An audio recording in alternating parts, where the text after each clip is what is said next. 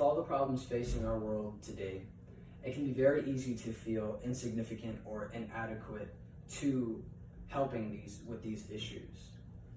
Knowing that we don't have as much money or as much power or as much influence can make us feel very doubtful and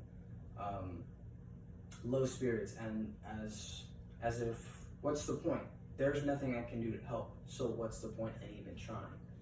But I'm here today to talk about a very real world issue and something that we can all do to help with this issue.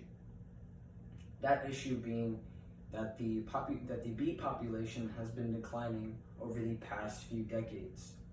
And by planting and by having a garden, planting a few plants and cultivating our own produce, we can help encourage the bees to thrive and flourish. But before I get into that, I would like to discuss more on why bees are so important, what's going on, as well as why it's going on. So, bees are very, very important. A lot of you may know them just because they sting, but what you really should know is that they are amazing pollinators, going from plant to plant, sipping the nectar from the plant and carrying pollen from each plant. Pollen is basically like the sperm for a plant. You know, it's what fertilizes the egg, right? And which causes it to flower and bloom and continue to grow. So actually on farmers.gov, The Value of Birds and Bees by Brianna Randall on June 22nd, 2020 states that honeybees pollinate 80% of all flowering plants, including more than 130 types of fruits and vegetables. Britannica also states in their article, What Would Happen If All the Bees Died, by Melissa Putruzeo, without bees, the availability and diversity of fresh produce would decline substantially. The human nutrition would likely suffer. Crops that would not be cost effective to hand or robot pollinate would likely be lost or persist only in the dedication of human hobbyists. This basically means that we won't have as much variety in our plants and vegetables, and our quantity for our overall, all of our plants would also decrease. And it also means that the only people who would really have access to these kind of plants are people who are trained in cultivating these plants. What's happening to the bees is something called colony collapse disorder, which basically means all the worker bees just dip. They are gone. They are nowhere to be seen. They just disappear, leaving the hive defenseless and nothing to continue out to forage and bring back food and care for the hive, which eventually leads to the hive dying. And that's very bad. And yeah, a few of those causes, according to the EPA.gov, the EPA is the U.S. Environmental Protection Agency. Their article on colony collapse disorder says that while the specific cause isn't for sure known, they are looking at a few causes. Some of those causes are harsh pesticides, habitat changes, and inadequate forage and poor nutrition. So now is the time that I talk about what you and I can do to help with this issue.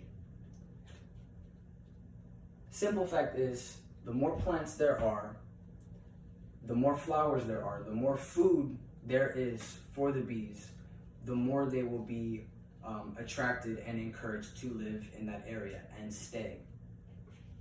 So by growing plants and having a green space, having a lump sum, an area where there is plenty of nutrition for these bees will definitely encourage bees to seek refuge and sanctuary.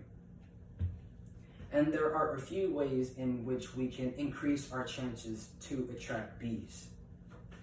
So on the spruce.com, their article called How to Attract Bees and Other Pollinators to Your Garden by Marie Iannotti, it says that bees are attracted to color. A few colors that they are attracted to would be blue, purple, violet, white, and yellow, as well as other species, specific species that are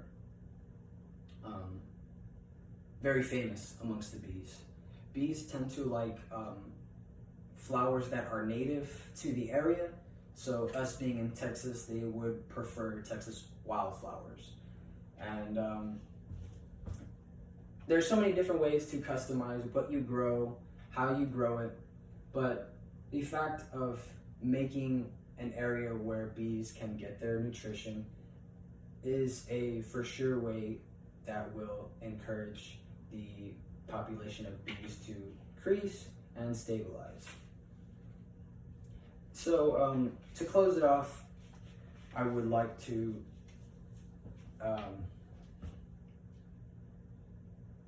first I'll say thank you. Thank you for listening. And even though there's a lot of stuff going on with the collapse of beehives and the harsh pollutants and pesticides, we must remember that there's always something for us to do, even if it seems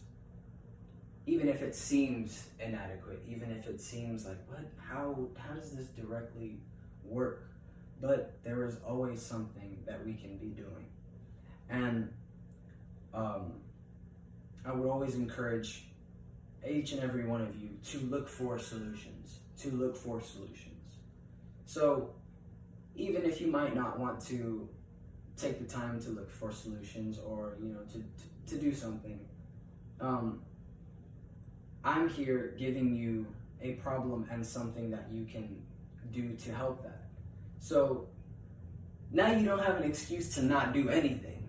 So I encourage each and every one of you to get out there, plant some plants, plant some produce, and save the bees.